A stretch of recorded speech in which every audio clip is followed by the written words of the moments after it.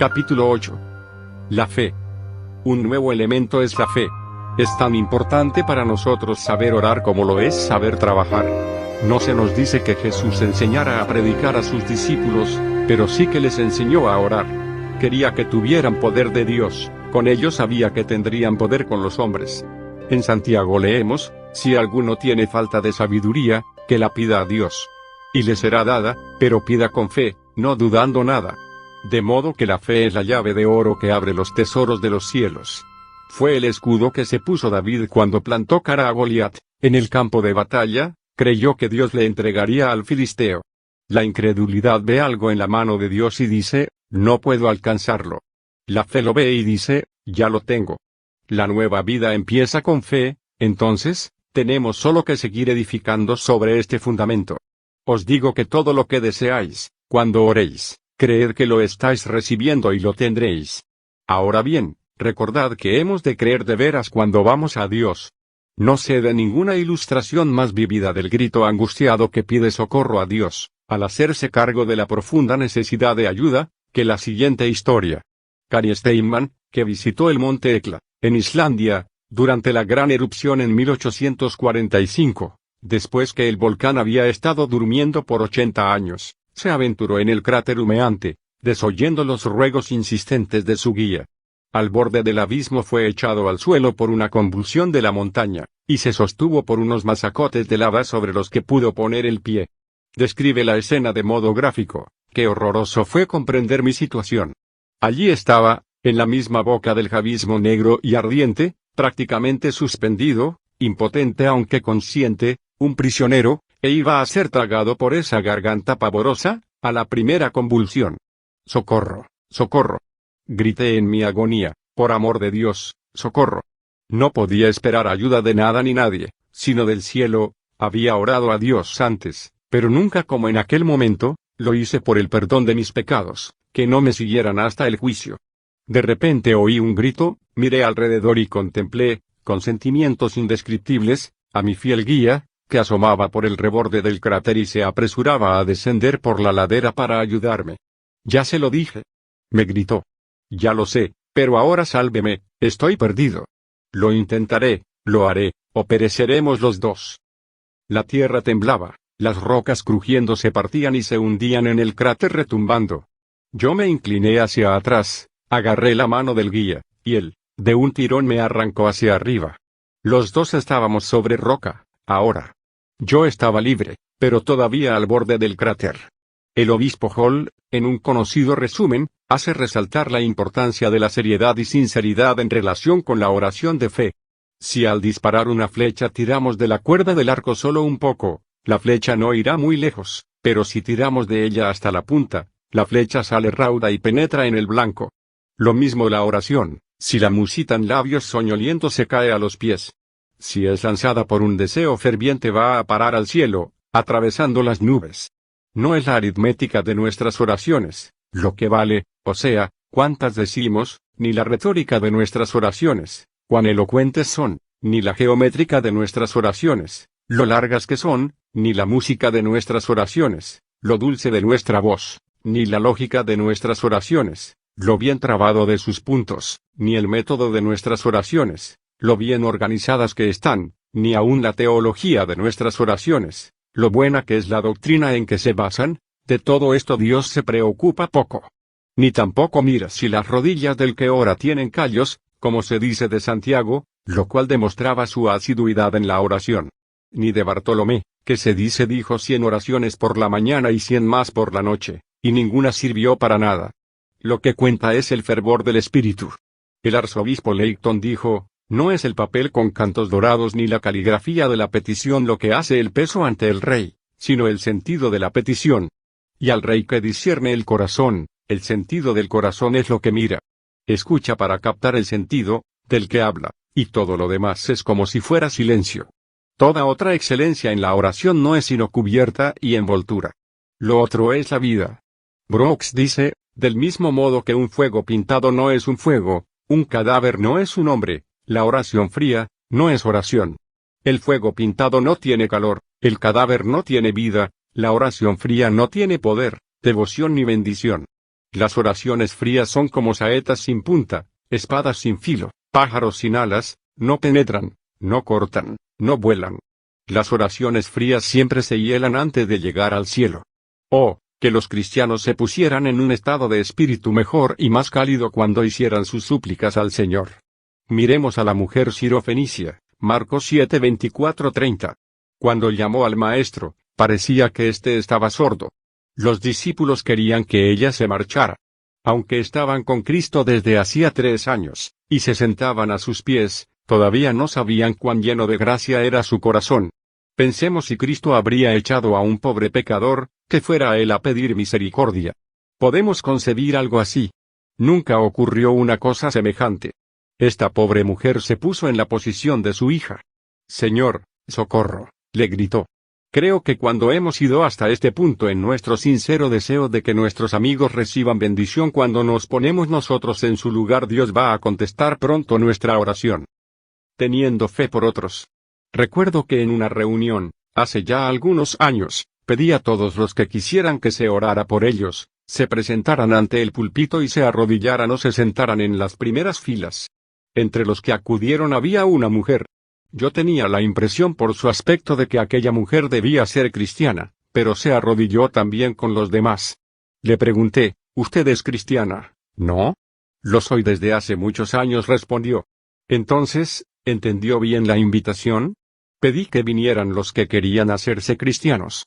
Nunca olvidaré su mirada cuando me contestó, tengo un hijo que se marchó de casa y está muy apartado de Dios. Pensé que podía tomar su lugar y ver si Dios le bendecía. Gracias a Dios por madres así. La mujer sirofenicia hizo lo mismo, Señor, socórreme. Esta fue una oración muy corta, pero fue directa al corazón del Hijo de Dios. Él puso a prueba su fe sin embargo. Le dijo, no está bien que quite el pan de los hijos y lo eche a los perrillos. Ella replicó, cierto, Señor, pero también los perrillos debajo de la mesa comen las migajas de los ricos.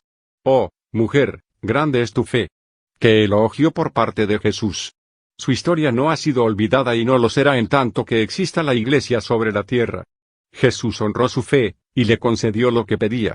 Todos podemos decir, Señor, socórreme. Todos necesitamos ayuda. Como cristianos necesitamos más gracia, más amor, más pureza de vida, más justicia. Hagamos pues esta oración hoy. Quiero que Dios me ayude a predicar mejor, a vivir mejor, a ser más como el Hijo de Dios. Las cadenas de oro de la fe nos unen al trono de Dios, y la gracia del cielo fluye a nuestras almas. La mujer era pecadora, pero el Señor la escuchó. Es posible que tú, hasta este momento, hayas estado viviendo en pecado, pero si clamas Señor, socórreme, Él contestará tu oración, si es sincera. Con frecuencia oramos, pero nuestra oración no significa nada. Las madres entienden esto. Los niños es como si tuvieran 2 voces. Cuando piden algo, la madre puede decir pronto si sus gritos o lloros son de veras o no hay que hacer caso.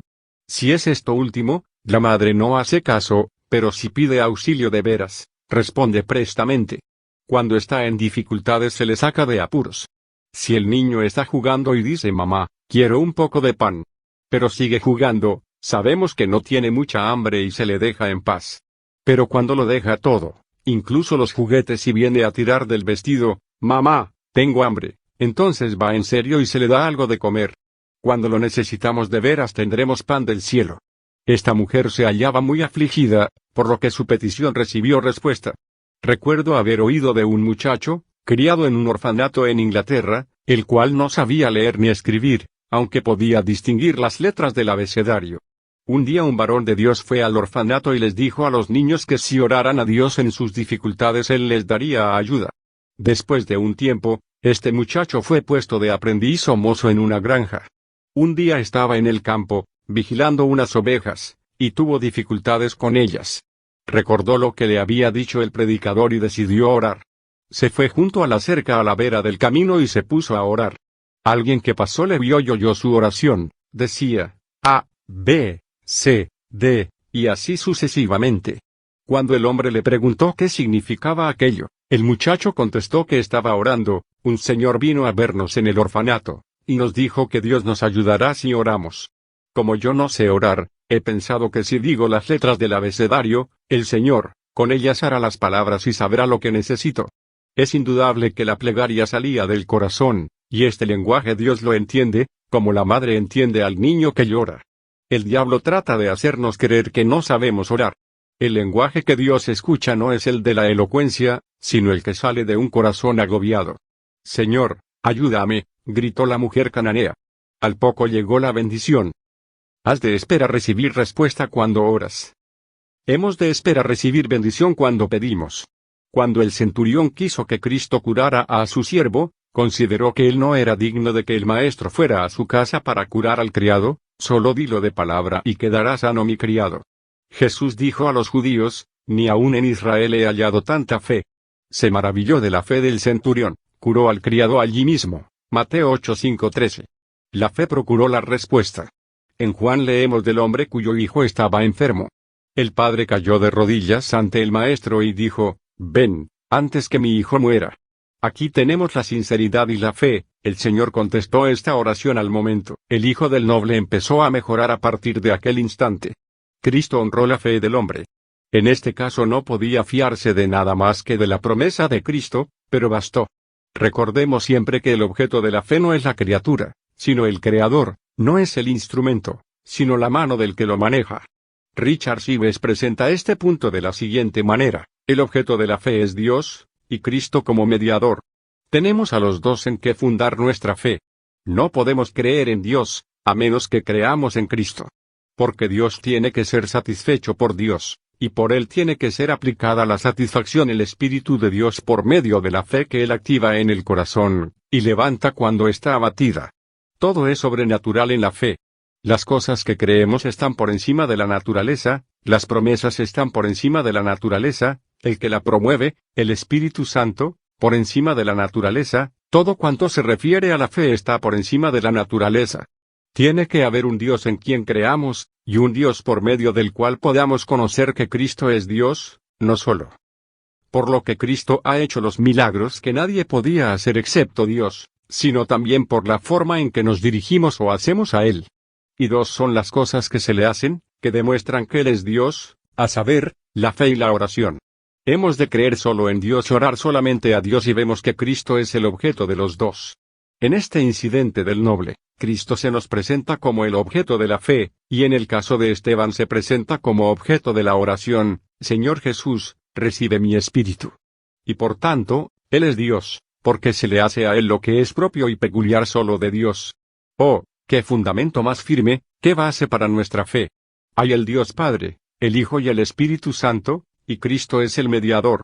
Para que nuestra fe esté bien apoyada, podemos creer en aquel que fundó los cielos y la tierra. No hay nada que pueda interponerse en el camino del cumplimiento de cualquiera de las promesas de Dios, pero han de ser conquistadas por la fe. Como dice Samuel Rutherford, comentando sobre el caso de la mujer sirofenicia, contemplemos el dulce uso de la fe cuando arrecia la tentación. La fe está en tratos con Cristo y el cielo está a oscuras, todo se basa en la confianza, sin que haya ninguna seguridad de que la aurora aparezca. Bienaventurados los que no habiendo visto, sin embargo, creen. Y la razón es que la fe tiene músculos y huesos de decisión y valor espirituales para mantener las puertas cerradas contra el infierno. Sí, para hacer frente a imposibilidades, y aquí tenemos a una mujer débil, un creyente, enfrente de aquel que es el Todopoderoso, el Padre de los siglos, el Príncipe de paz. La fe está allí firme, venciendo la espada, al mundo y a todas las aflicciones. Esta es nuestra victoria, por la cual el hombre vence el grande y vasto mundo. El obispo Rile ha dicho que la intercesión de Cristo es la base y garantía de nuestra fe. El cheque que carece de firma al pie es un pedazo de papel sin valor. La firma le confiere todo su valor. La oración de un hijo de Adán es algo endeble en sí, pero una vez firmada por la mano de Jesús vale mucho. Había un funcionario en la ciudad de Roma que tenía la obligación de abrir sus puertas a todo ciudadano que llamara a ellas pidiendo socorro. Lo mismo podemos decir del oído del Señor Jesús, que está siempre abierto para escuchar el clamor de los que necesitan gracia y misericordia. Este es su oficio, ayudarnos. La oración es su mayor deleite. Lector, piénsalo bien. ¿No te anima esto a orar? Cerremos este capítulo refiriéndonos a algunas palabras del mismo Señor respecto a la fe en relación con la oración, y al ver una higuera cerca del camino, se fue hacia ella, Y no halló en ella sino hojas solamente y le dijo, nunca jamás nazca de ti fruto. Y al instante se secó la higuera. Al ver esto los discípulos, decían asombrados, ¿cómo es que se secó enseguida la higuera? Respondiendo Jesús, les dijo, de cierto os digo, si tenéis fe y no dudáis, no solo haréis esto de la higuera, sino que si decís a este monte, quítate de ahí y échate en el mar, será hecho. Y todo lo que pidáis en oración, creyendo, lo recibiréis. Mateo 21, 19, 22. Y de nuevo dijo nuestro Señor, de cierto os digo, el que cree en mí, las obras que yo hago, también él las hará, y aún hará mayores que estas, porque yo voy al Padre. Y cualquier cosa que pidáis al Padre en mi nombre la haré, para que el Padre sea glorificado en el Hijo. Si me pedís algo en mi nombre, yo lo haré. Juan 21, 19, 22. Y luego, si permanecéis en mí, y mis palabras permanecen en vosotros, pedid todo lo que queráis, y os será hecho. Juan 15, 7. Y más adelante, en aquel día no me preguntaréis nada. De cierto os digo, que todo cuanto pidáis al Padre en mi nombre, os lo dará. Hasta ahora, nada habéis pedido en mi nombre, pedid y recibiréis, para que vuestro gozo esté completo. Juan 16, 23, 24. Ten fe en Dios. Ten fe en Dios, porque Él, que reina en lo alto, conoce bien tu pena, y ha probado las lágrimas, puedes en su regazo encontrar cobijo. Ten, pues, fe en Dios. No temas invocarle, alma apenada y triste. Confíale tus penas, que bendición recibe el que en su dulce pecho frecuente se reclina. Ten, pues, fe en Dios. No apagues en cisternas tu sed, ni tampoco tu mano se apoye en caña endeble, sino en firme cayado. Y aunque el mundo, o el hombre, o Satán te atemoricen, tú, ten fe en Dios. Ve a Él por todo. Ve a Él con tus sollozos, y recibirás paz, fuerza, valor, consuelo. Él dio por ti su vida. Vive, ahora, por ti. Ten, pues, fe en Dios. Amén.